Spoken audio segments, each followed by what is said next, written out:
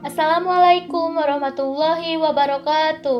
Halo adik-adik semua, bagaimana kabar kalian? Semoga dalam keadaan yang selalu sehat, baik, dan siap untuk belajar ya. Berjumpa lagi dengan Kak Fitri di pembelajaran daring. Kak Fitri ingatkan, sebelum kalian lanjut video ini, silahkan untuk mengisi absen di kolom komentar ya.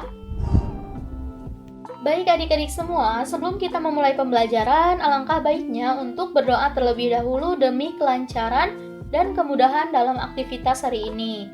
Sebelum mulai, mari kita membaca basmalah bersama-sama. Bismillahirrahmanirrahim. Nah adik-adik, hari ini kita akan belajar tema 6, cita-citaku, di subtema ketiga, giat berusaha meraih cita-cita, pembelajaran ketiga. Hari ini, pembelajaran yang akan kita lakukan memuat 3 muatan materi, yaitu ada bahasa Indonesia, PPKN, dan juga IPS atau ilmu pengetahuan sosial.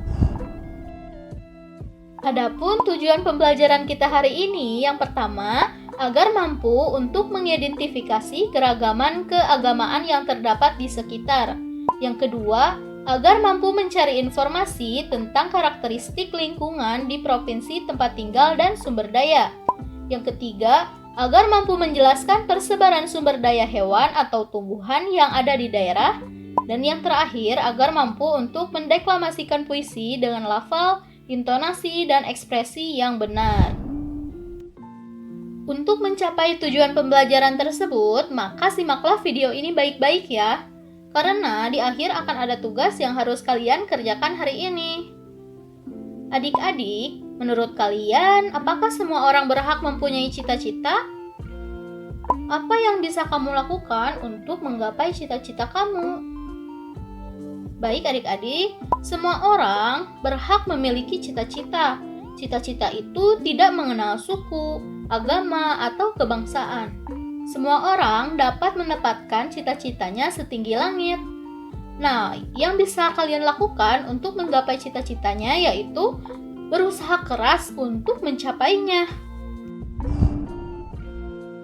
Baik adik-adik, sekarang Kak Fitri akan membacakan cerita mengenai seseorang yang berusaha keras untuk mewujudkan cita-citanya yang besar. Bagi kalian yang punya buku tema, silahkan buka halaman 127. Di sana ada cerita yang berjudul Sang Arsitek. Nah, silahkan kalian simak videonya baik-baik ya. Judulnya Sang Arsitek.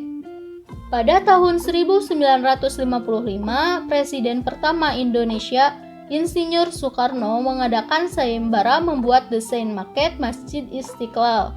Sebanyak 22 dari 30 arsitek lolos pada seleksi awal.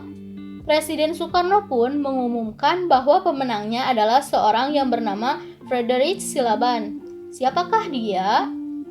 Nah, di paragraf pertama ini disebutkan bahwa presiden pertama kita mengadakan sayembara untuk membuat desain Masjid Istiqlal.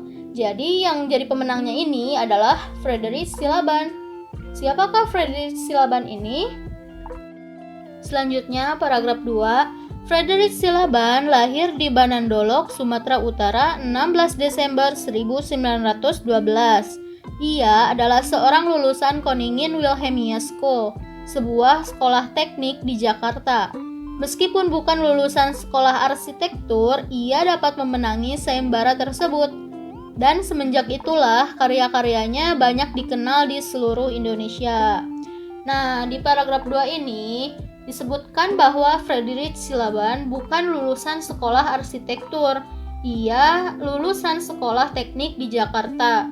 Meskipun begitu, dia tidak berkecil hati adik-adik. Frederick ini terus berusaha hingga akhirnya memenangkan sayembara untuk membuat desain Masjid Istiqlal. Masjid Istiqlal merupakan masjid terbesar dan termegah di Indonesia yang dibangun pada tahun 1961 dan pertama kali dibuka untuk digunakan pada tahun 1978. Dengan demikian, diperlukan waktu 17 tahun untuk membuatnya. Dengan usaha yang gigih dan pantang menyerah, Frederick berhasil menyelesaikannya. Karyanya diakui sebagai karya asli anak bangsa Indonesia. Ia bahkan berhasil menyandingkan pembangunan masjid ini dengan gereja katedral di Jakarta. Gereja katedral adalah gedung tempat umat Katolik beribadah. Konsep persatuan dan kesatuan yang dibuat oleh Presiden Soekarno dapat diwujudkan dengan baik melalui kedua bangunan tersebut. Nah, di sini ada gambar Masjid Istiqlal yang dibangun bersebelahan dengan gereja katedral. Kedua tempat ibadah tersebut bersebelahan. Nah, hal itu menunjukkan persatuan dan kesatuan sebagai bangsa Indonesia. Walaupun berbeda agama, tetapi tetap menjunjung tinggi kesatuan dan persatuan.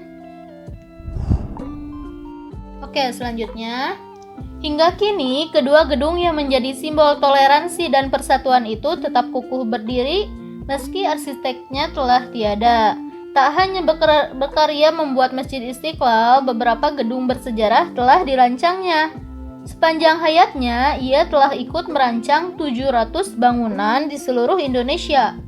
Bangunan tersebut antara lain Gedung Stadion Gelora Bung Karno atau GBK di Jakarta pada tahun 1962, Monumen Pembebasan Irian Barat di Jakarta pada tahun 1963, Monumen Nasional atau Tugu Monas, Jakarta 1960, Gerbang Taman Makam Pahlawan Kalibata di Jakarta 1953, dan Tugu Katulistiwa di Pontianak 1978. Nah, adik-adik, setelah kalian menyimak teks yang telah Kak Fitri bacakan, di sini ada beberapa pertanyaan terkait dengan bacaan tersebut. Yang pertama, apa cita-cita Frederick Silaban? Nah, cita-cita dari Frederick Silaban yaitu menjadi seorang arsitek. Yang kedua, apa halangan yang dihadapi oleh Frederick Silaban?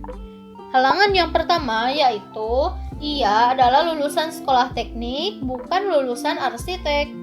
Yang kedua, ia bersaing dengan arsitek lainnya untuk memenangkan sayembara. Pertanyaan berikutnya, apa sikap yang dimiliki oleh Frederick Silaban? Sikap yang dimilikinya yaitu pantang menyerah, bekerja keras, dan usaha yang gigih. Yang keempat, apa saja prestasi yang telah diraih Frederick Silaban karena usaha dan dengan kerja kerasnya?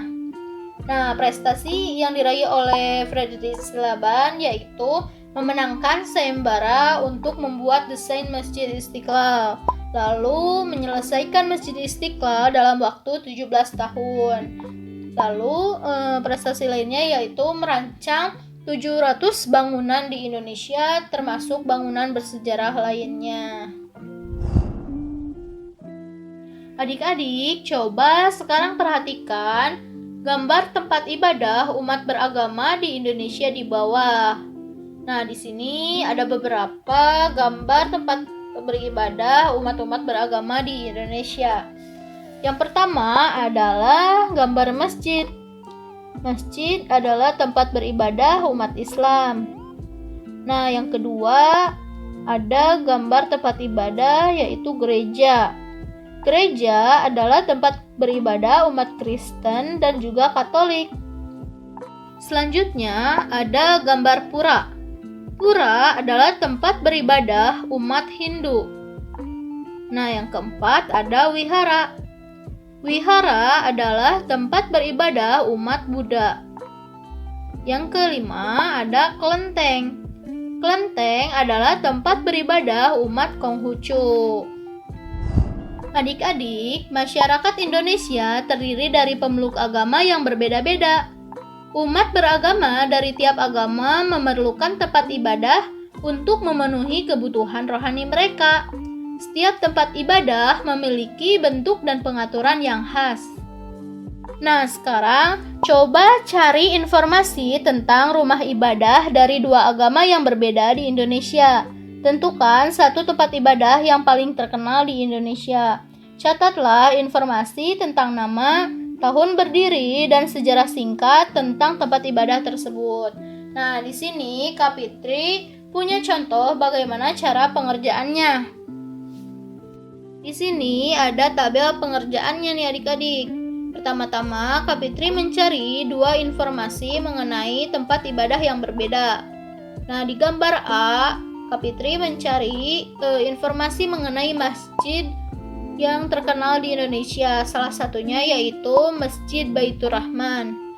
Tahun berdiri yaitu tahun 1292. Ada juga yang mengatakan 1612 Masehi. Masjid Baitur Rahman adalah tempat ibadah umat Islam. Sejarah singkatnya, masjid ini terletak di kota Banda Aceh. Masjid Baitur Rahman ini sebagai simbol agama, budaya, semangat, kekuatan, dan perjuangan nasionalisme rakyat Aceh. Kegunaan dari Masjid Baitur Rahman selain tempat ibadah juga adalah tempat pendidikan ilmu agama dan media pengembangan potensi sosial kemasyarakatan. Nah, selanjutnya Kak Fitri mencari informasi tempat ibadah yang kedua, yaitu Kak Fitri mencari gereja. Nah, di sini Kak Fitri nemu mengenai informasi gereja katedral. Tahun berdirinya adalah tahun 1901. Gereja katedral adalah tempat ibadah umat Katolik. Sejarah singkatnya, Gereja Katedral atau dikenal dengan nama Santa Maria diresmikan pada tahun 1901. Pembangunannya menggunakan arsitektur neogotik yang berasal dari Eropa. Merupakan gereja pertama di Batavia atau di Jakarta. Nah, kegunaan dari gereja katedral selain tempat ibadah umat Katolik juga sebagai museum. Nah, setelah mendapat informasi mengenai 2 tempat ibadah yang berbeda, lalu kalian simpulkan. Di sini kesimpulan dari Kak Fitri yaitu masyarakat Indonesia terdiri dari pemeluk agama yang berbeda-beda. Setiap tempat ibadah memiliki ciri khas, sejarah, dan fungsinya masing-masing. Nah, sekarang tugas kalian yaitu mencari 2 informasi tempat ibadah yang berbeda dengan yang Kak Fitri contohkan untuk mengisi buku tema halaman 131. Jadi silahkan kalian cari informasi mengenai 2 tempat ibadah yang berbeda. Bisa saja itu gereja, bisa juga itu pura, wihara, kelenteng, dan lain sebagainya yang terkenal di Indonesia. Ingat ya, harus berbeda dengan yang Kak Fitri contohkan. Untuk pengerjaannya, silahkan kalian kerjakan di buku tulis masing-masing atau di kertas HPS. Nah, setelah itu, foto tugas yang kalian kerjakan lalu kirimkan ke Kak Fitri hari ini ya. Adik-adik, cukup sekian video pembelajaran yang pertama. Silahkan kalian istirahat terlebih dahulu. Nah, setelah itu, silahkan kalian melanjutkan untuk menyimak video pembelajaran yang kedua. Terima kasih telah menyimak videonya. Wassalamualaikum warahmatullahi wabarakatuh.